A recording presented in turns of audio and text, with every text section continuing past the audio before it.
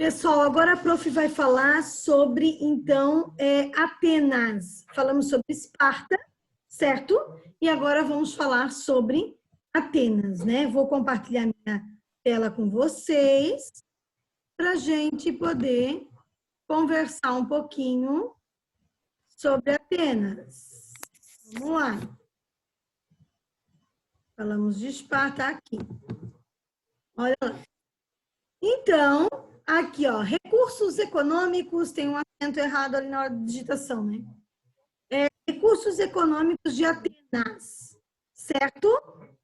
Olha lá quantos recursos econômicos tem Atenas.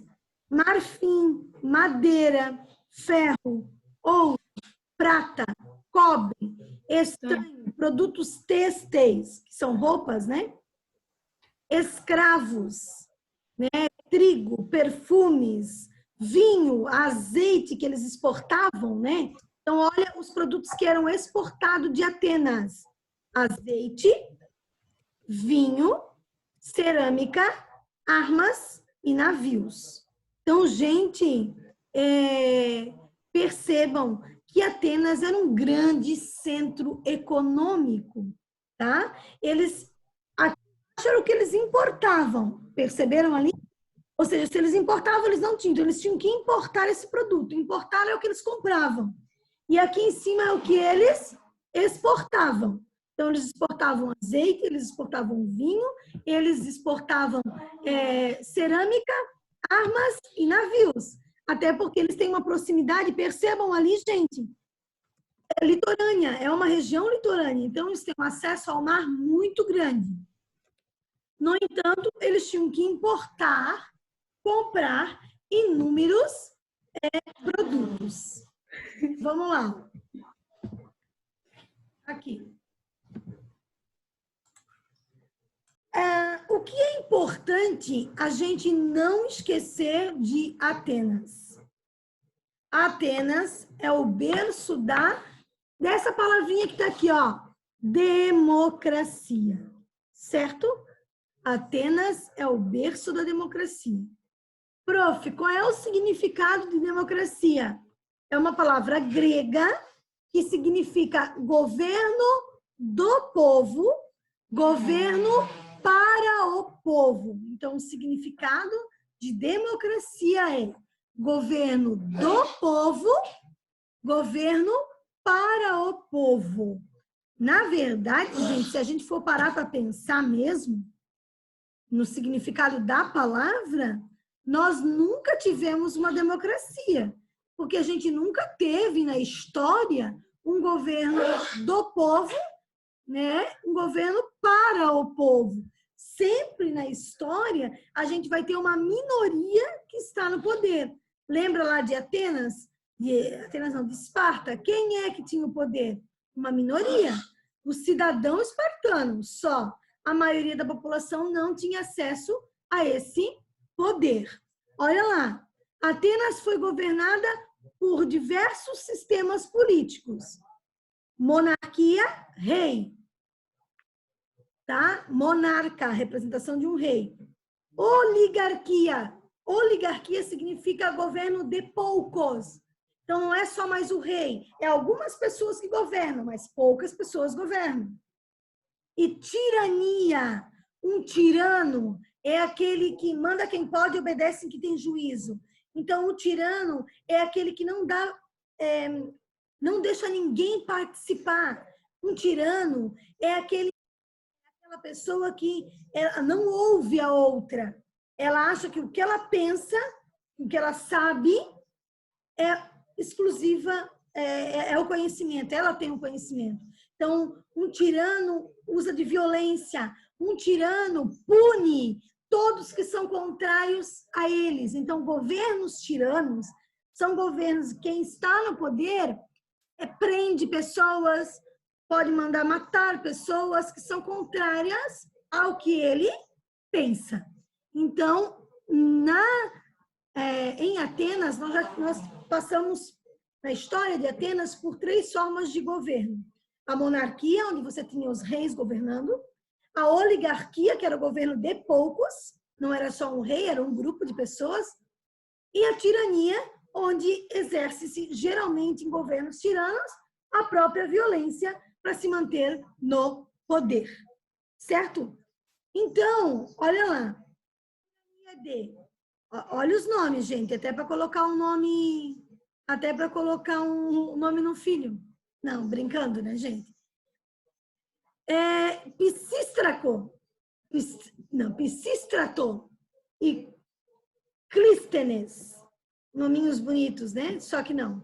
Olha só, os conflitos sociais levaram Clístenes a realizar reformas que defendiam a igualdade de direitos políticos entre todos os cidadãos.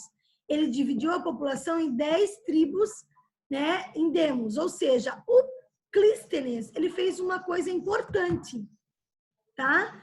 Ele defendia, por mais que a gente pensa ali, ó, que ele era um tirano, tá? Mas ele fez algo que foi importante, ele defendia a igualdade de direitos políticos. Na história grega, gente, muitas pessoas morreram, tá? Na história grega e romana, tentando fazer com que as pessoas tivessem mais igualdade política, tanto na Grécia quanto em Roma, tá? Então, olha só, essa forma foi concluída por Péricles, que criou as mistoforias, dando origem à democracia. Não precisa decorar nada disso. Precisa entender que o Clístenes foi importante, por quê? Porque ele falou que as pessoas deveriam ter direitos políticos, todos os cidadãos. Não importa a classe social em que eu estou, eu deveria ter os mesmos direitos políticos. Todos os mesmos direitos políticos. Isso vai dar origem à democracia. Então, o Clístenes começa, o Péricles termina. Não precisa decorar nomes, só para a gente poder entender. Isso vai dar origem ao regime democrático, que é o que que é uma das heranças mais importantes do mundo grego para a nossa sociedade. Então, o que o mundo grego deixou de muito importante, além da filosofia, é a ideia de democracia, a ideia de cidadania. Apesar de não ser para todo mundo, mas era muito importante. Olha aqui, como é que era o funcionamento da democracia grega. Agora presta atenção. Lá na apostila de vocês, tá? Vai falar sobre isso também. Vai ter essa divisão. Na apostila de vocês, essa divisão está lá na página 50, certo? Tem uma divisão lá. Olha lá. Democracia direta. Olha só que legal que eu disse para vocês. Por que é uma democracia direta? Pois os atenienses não delegavam seu poder a ninguém. Não é que nem a gente, que escolhe os vereadores e eles vão compor as leis. Eles vão... Na Grécia isso não acontecia, em Atenas, né? Eram eles mesmos quem governava. Então, não havia uma escolha de representantes. Eu estou falando de Atenas, tá, gente? Então, prof, isso acontecia em todas as cidades e estados? Não. Porque lembra que cada cidade e estado, ela é autônoma. Ela tem suas próprias leis. Então, esse modelo democrático, ele é de Atenas. Acontecia isso em Esparta? Não. Atenas. Democracia? Atenas. Filosofia? Atenas. A ideia de importância do conhecimento, da valorização do conhecimento? Atenas também. Olha lá, gente. Quero que vocês percebam um gráfico que a prof trouxe aqui, ó. Não cidadãos, 86,7% da população. A maioria não era considerada cidadã, tá? Cidadãos, 13,3% da sociedade. São esses cidadãos aqui que vão ter direitos à participação política. Então, eu volto a dizer para vocês, isso aqui é um sistema igualitário? Não, não é um sistema igualitário. Por quê? Porque 86,7% da população não era considerada cidadã. Somente uma pequena parcela da população aqui, ó, é considerada cidadã. E, ó, então, como é que eles participam? Essa pequena parcela, olha ali no gráfico que a prof botou para vocês. Essa pequena parcela da população é que ela vai ter direitos políticos. Olha lá. E aqui a eclésia é importante. O que era a eclésia? Assembleia de todos os cidadãos. Quem eram os cidadãos? 13% da população.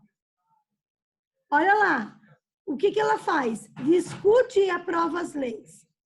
Decide da paz e da guerra. Vota o ostracismo. Depois eu vou falar e explicar o que é o ostracismo. Não se preocupem, tá? Então, a eclésia é que vai discutir, vai aprovar as leis, que vai decidir se vai ter guerra, se vai ter paz, certo? E essa eclésia tem a bulé. O que era a bulé? Eram 500 membros tirados à sorte por um ano. Então, eles escolhiam por sorte mesmo, tá? Não era indicação. Eles aconselhavam e preparavam o trabalho da eclésia. Então, a eclésia é o que é mais importante, tá? Porque é a assembleia onde eles vão discutir tudo. Participação da guerra, aprovar leis, né? Olha ali do lado. Elieia, tribunal, os 600 juízes também tirados na sorte. Eles é que vão aplicar a justiça. E havia os magistrados, ó. Arcontes, estrategas. Não se preocupem com esses nomes, tá, gente? Eles também eram tirados na sorte. Eles tinham funções judiciais e religiosas e tinham funções de exército, os magistrados. Então, por que os magistrados são importantes? Porque eles têm as funções judiciais, as funções religiosas, eles são chefes de exército, eles têm a questão da política. Então, os magistrados são escolhas importantes, mas eles trabalhavam por um ano. Depois de um ano, ia lá e escolhia-se mais 10 magistrados, e assim por diante. Aliás, eram 20 magistrados, né? 10 arcontes e 10 estrategas. Não precisa, como eu disse para vocês, não precisa decorar esses nomes. É só para a gente poder entender que essa democracia grega ela não é igualitária. A minoria da população participa. E a gente tem que saber que era a eclésia, a bulé, tá? Mas não precisa se preocupar em decorar todos esses nomes. Só para a gente conhecer. Ó, aqui é importante agora. Vamos lá. Cidadãos, né, gente? Meteco, isso aqui é a divisão da sociedade de Atenas. Lembra a sociedade de Esparta? Você tem cidadãos, você tem periecos e você tem os ilotas. Lembra em Esparta que a maioria é escravo? 80% da população quase é escrava? Aqui não, ó. Aqui você não tem a maioria escrava. Então, você tem 13% que são os cidadãos, é um número maior do que o número de Esparta, porque Esparta é 5%, certo? Aqui é 13%. Quem são os cidadãos, considerados cidadãos em Atenas? Homens livres, com mais de 20 anos, filhos de pai e mãe ateniense. Eu volto a dizer para vocês, tem que ser filho de pai e mãe ateniense. Eram ricos, donos de terras e escravos. Igual em Esparta. Ricos, donos de terras e escravos. Igual em Esparta. Eles têm os direitos políticos.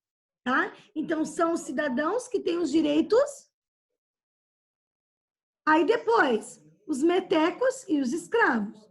Os metecos eram homens livres, artesãos, comerciantes, tá? Não possuíam direitos políticos, certo? Eles não tinham direito de participar da política, mas estavam sujeitos ao serviço militar. Então, eles poderiam ser recrutados para defender Atenas em guerras, certo? E pagavam impostos.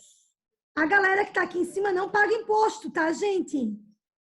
E os escravos, tá, que sustentavam a polis, ou seja, eles eram prisioneiros de guerra, certo? A maioria dos escravos em Atenas eram prisioneiros de guerra. Só que aqui, percebam que o número de escravos é bem menor do que o número de escravos de Esparta, porque Esparta é militar e Atenas valoriza o conhecimento, a questão da intelectualidade, da filosofia, da democracia. Então, pode perceber aqui que eu não tenho a maioria escrava.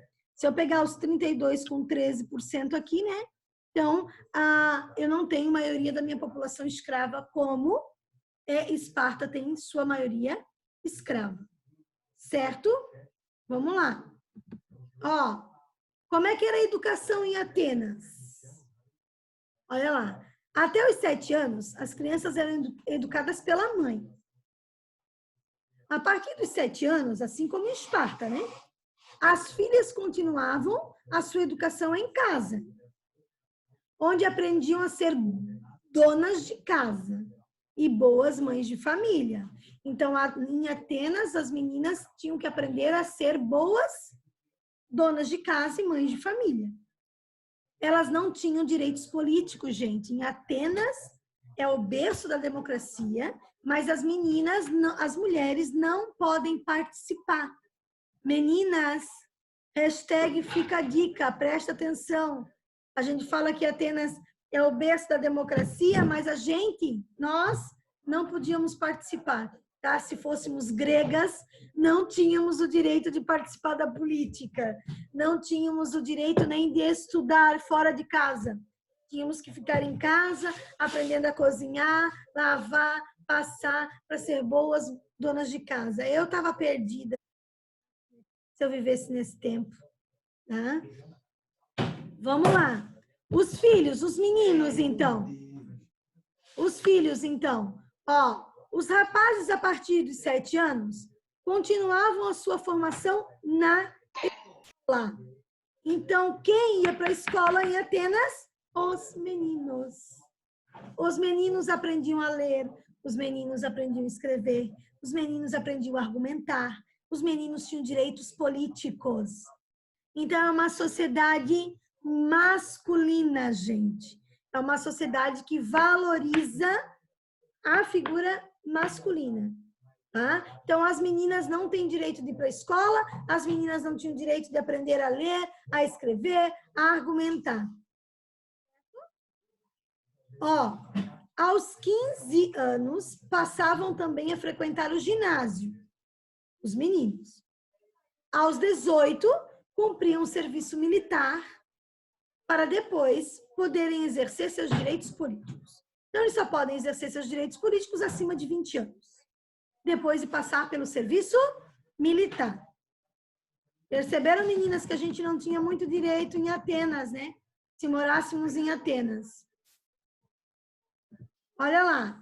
Vamos recapitular, então, Atenas. A gente recapitulou Esparta, vamos recapitular Atenas. Atenas tornou-se, a partir do século V, a principal polis grega. Esparta era a principal, depois Atenas se tornou mais Esparta. Até porque Atenas valorizava muito conhecimento, muita filosofia, ficou muito conhecida por isso. E, gente, a gente pensa assim, será que então eles não eram guerreiros? Eles lutaram com Esparta, vão ter guerras entre Esparta e Atenas, que depois a gente vai ver. Olha lá. A sociedade ateniense era hierarquizada, assim como era em Esparta. Apenas os cidadãos tinham direitos políticos, igual Esparta. Os metecos, estrangeiros, apesar de terem que cumprir o serviço militar e pagar impostos, não podiam eleger e nem ser eleitos, não podiam participar da política. Né? A partir do século V, então, o sistema político de Atenas passou a ser a democracia, poder do povo. Então, o maior tempo da história de Atenas é regime democrático, certo? Vai passar por monarquia, vai passar ali pela tirania, né? Vai passar pelas formas de governo político, né? Pela oligarquia, mas a maior parte do tempo, então, vai ser a democracia, tá? Ó, a democracia ateniense era direta, pois os gregos escolhiam quem os governava.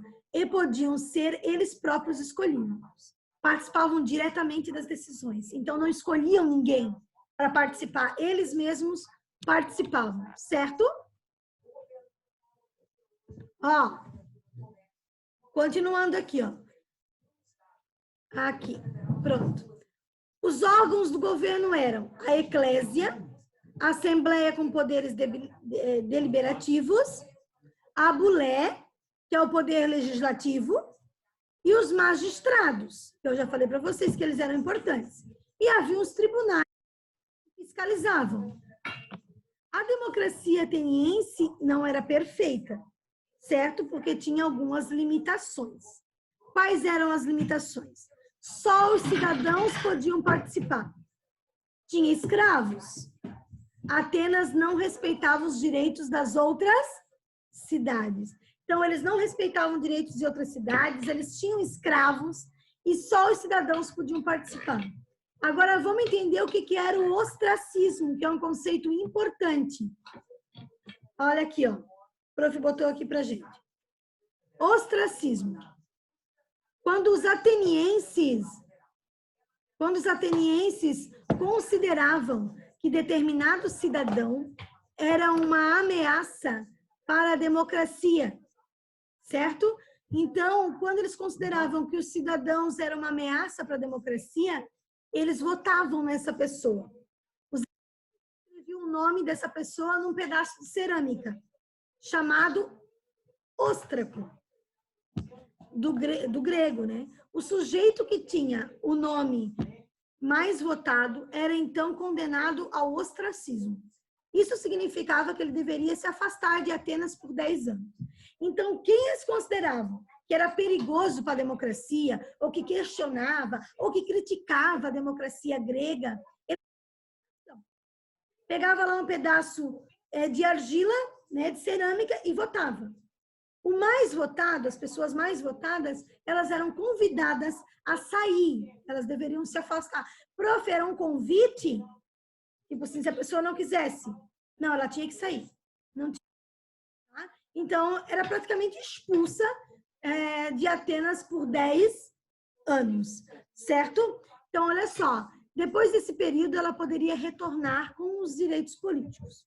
Hoje em dia, utilizamos a expressão cair no ostracismo. Quer dizer que ficou esquecida, tá? Que a pessoa foi esquecida porque o ostracismo era a pessoa que era expulsa de Atenas, certo?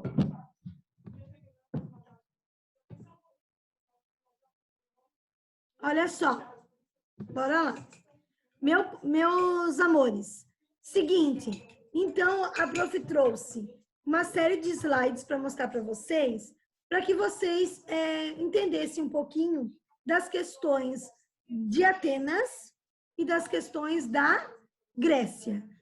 De Atenas, da Grécia. De Atenas e de Esparta, duas cidades gregas, certo? Que eu achar melhor do que só para eu falar e não mostrar ali os slides para vocês. Então, na nossa próxima aula, o que a prof vai fazer?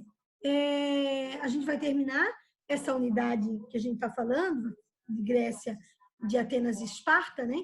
E vamos continuar falando do mundo grego. Mas vamos falar dos aspectos mais culturais, da mitologia e tudo mais. Depois a gente vai fazer um trabalho bem legal sobre isso. Olha só, vocês tinham que fazer uma atividade. Essa atividade era uma atividade de pesquisa, né? Vocês tinham lá na página 48 que pesquisar o significado de monarquia, aristocracia, tirania e democracia, certo? Ô, Alicia, tu pode ler pra gente o que tu pesquisou sobre monarquia? Peguem lá, gente, a pesquisa de vocês, que a gente vai... Vou pegar aqui. Isso, pode pegar.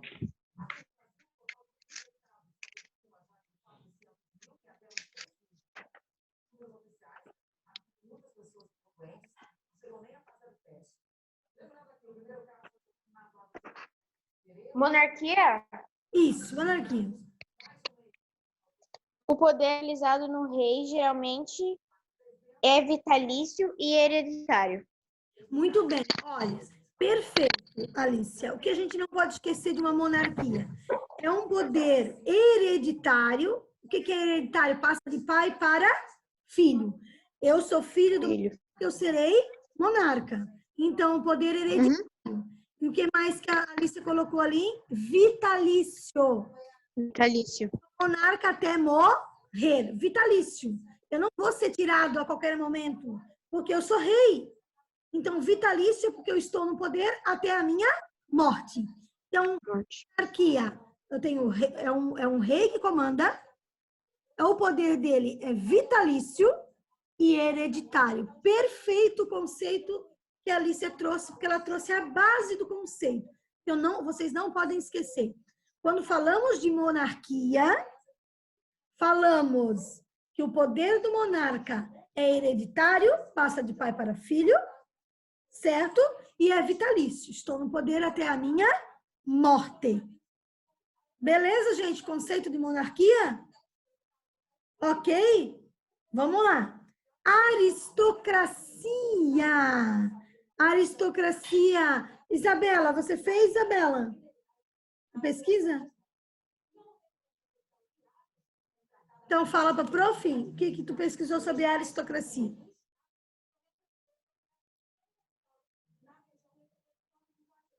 Era só um pouquinho, tá, prof? Tá.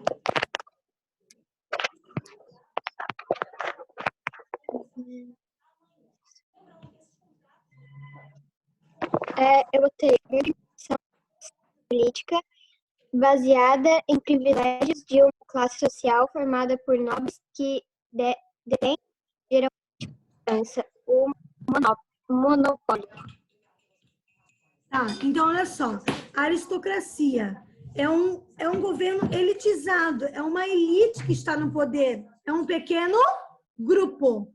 Aristocratas são formados por nobres, pessoas que têm todos os direitos, que têm todos os privilégios. Então, aristocratas é todos aqueles que têm todos os privilégios, certo, gente? Entenderam? Maria, tu pesquisou, Maria? Os conceitos? Pode falar. Sim. Isso. Tirania, amore? Sim. Tirania, poder soberano usado e ilegal governo de tirano. Olha só, viu que a Maria falou algo como se fosse ilegal? Por que algo ilegal? Porque ele é tirano, porque ele pode usar de violência, porque ele quiser, da forma com que ele quiser. Então, governos tiranos não têm participação, as pessoas não têm direito algum. Um tirano, ele faz o que ele quer, como ele quer, ele não ouve ninguém.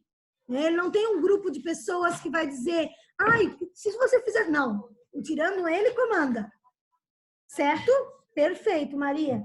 Vamos lá. Posso ver o último? Democracia, Henrique, você fez, Henrique? Sim, democracia, sistema político em que os cidadãos elegem os seus direitos dirigentes por meio de eleições periódicas. Sim. Então, democracia pressupõe o quê? Maior participação popular. Então, não esqueçam de uma coisa que a prof falou lá no início.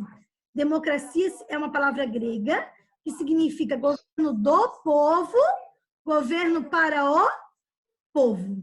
Então, o significado da palavra é governo do povo, governo para o povo. É o significado de democracia, certo? Então, é como o Henrique falou, tem maior participação, as pessoas têm direito a participar, as pessoas têm direito a eleger, a ter o direito ao voto, a ter maior participação política. Certo? De todas as formas que vocês pesquisaram, a democracia é a forma de maior participação da população. Beleza? E é a origem, onde essa origem tem? Em Atenas, na Grécia. Por isso que nós falamos tanto deles, dos gregos. Beleza? Entenderam, gente? Perfeito aí? Ok. Sim. Muito bem. Olha só. A página 49 a prof pediu para vocês fazerem? Não lembro. Ou só a pesquisa? Quem tu pediu, prof? Eu pedi para fazer a página 49? 48 e 49. Tá, então vamos lá. Na 49 tem ali, interpretando os documentos, né? Vamos lá. Tem as duas imagens ali, né? A primeira, ocupações dos escravizados na Grécia Antiga, era a prática da agricultura, sobretudo para a produção de azeitonas e uvas, que era o que eles exportavam, lembram? Azeitonas, né? O azeite e o vinho, né? Os azeitonas e uvas. A imagem na ânfora representa escravizados trabalhando na colheita de azeitona. Depois, a segunda imagem. Essa imagem representa uma cena de funeral. Nela, enquanto o dono cumprimenta a família do morto, seu escravizado segura o escudo e capacete. Os serviços domésticos eram outra grande ocupação dos escravizados na Grécia Antiga. Lembra, né, gente? Em Esparta, até a maioria era escravo. Então, eles faziam tudo, né? Todos os trabalhos. Olha lá. Então, vamos lá ler a letra A. Qual era a origem da maior parte dos escravizados? Eles eram prisioneiros do quê, gente? De guerra e prisioneiros de guerra. E de Isso seus mesmo. descendentes. E seus descendentes. Então, se eu sou prisioneiro de guerra, o meu filho vai ser também um escravo. Ó, presta atenção.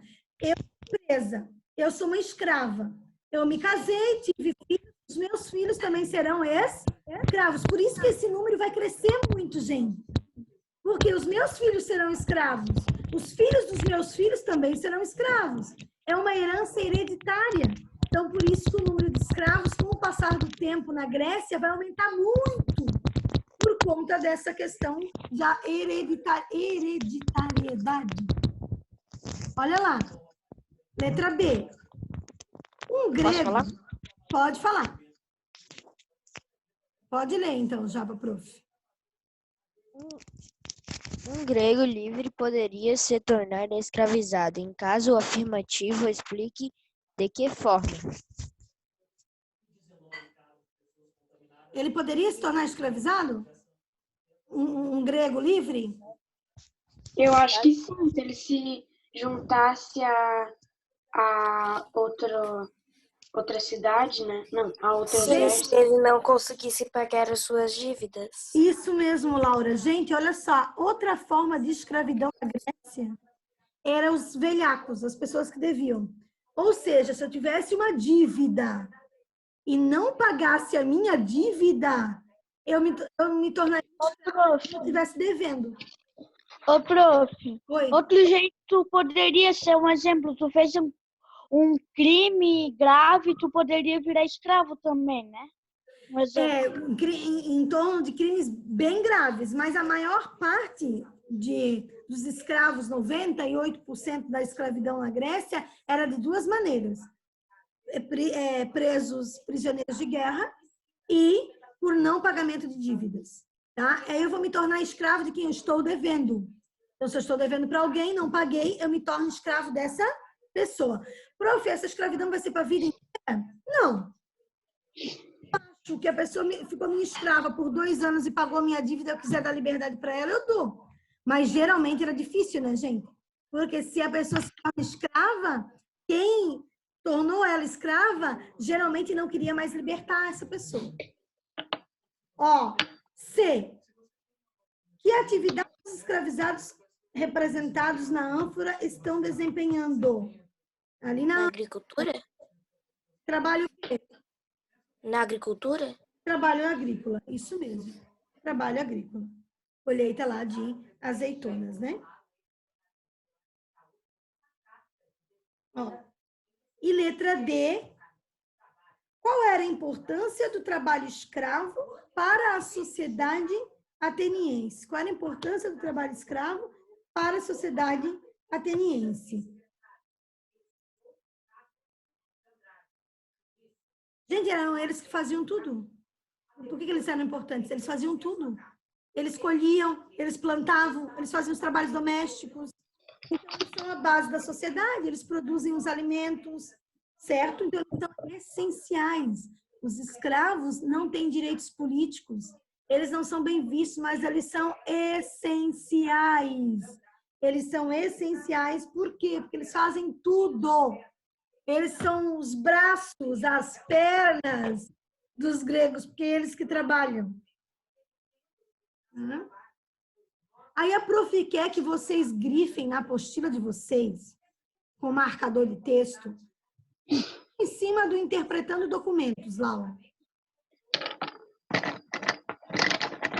Naquele parágrafo em cima do Interpretando Documentos, sabe ali? Então, olha só. Na terceira linha, de baixo para cima, diz assim: as decisões tomadas por eles, no entanto, nem sempre beneficiavam a população, que era formada por, que nós estamos falando de Atenas, tá vendo aqui, ó? Atenas. Eupátridas, quero que vocês grifem, que é também uma divisão social de Atenas. Então, grifem essa divisão social. Eupátridas, proprietários e descendentes dos jônios. Olha só, Atenas, fundada pelos jônios. Esparta, fundada pelos dórios, não esqueçam disso. Ó, demiurgos, pequenos agricultores, artesãos, comerciantes. Os metecos eram os estrangeiros, os escravizados. Certo? Então, não esqueçam dessa divisão social. Lá, quando a prof falou, colocou outros nomes. E a apostila possui conceitos que são diferentes e autores que pensam diferente. Então, eu quero que vocês grifem essa divisão social aqui. Então, os eupátridas são a elite.